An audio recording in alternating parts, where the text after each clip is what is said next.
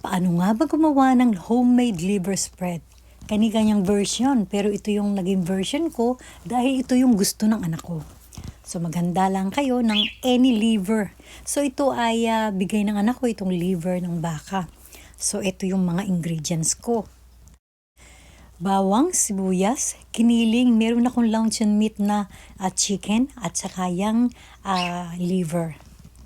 Bago ako maghiwa ng sibuyas, ng bawang, ako ay naglalagay muna ng gatas sa milk. So ito ay pampatanggal na lansa. Yung iba nga talaga ay talagang 6 hours or talagang binababad nila ng mas matagal pa. Set aside muna natin yan at tayo ay maghihiwa ng mga kailangan. So wala kasi akong blender dito, kaya ang ginagawa ko talaga ay nililiitan ko ng cut ang lahat ng bagay na aking gagamitin. So, konting mantika lang ang ilalagay ninyo para hindi masyadong maraming oil. So, ayan, igisa nyo na yung mga dapat gisahin at ilagay lang sa gilid at isa-isahing lutuin itong mince na aking binili. Hinalo ko na rin yung konting luncheon meat at sabay-sabay ko na silang hinalo.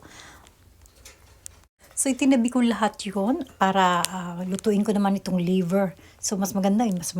Talagang luto yung both side.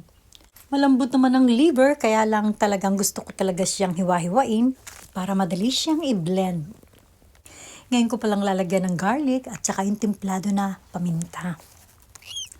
Binalik ko yung tinadtad kong liver at saka ko ngayon hinalong mabuti at nilagyan ko siya ng milk.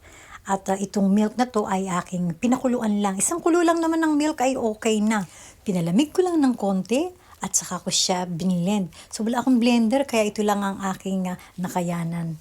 So guys, napakasarap nito. Nasa sa inyo yun ng timpla na yan. Kung lagyan nyo pa ng konting paanghang ng konti, ay okay lang. Pero kung kayo may mga bata, ay okay na yung ganyang timpla. So, tikman nyo na lang.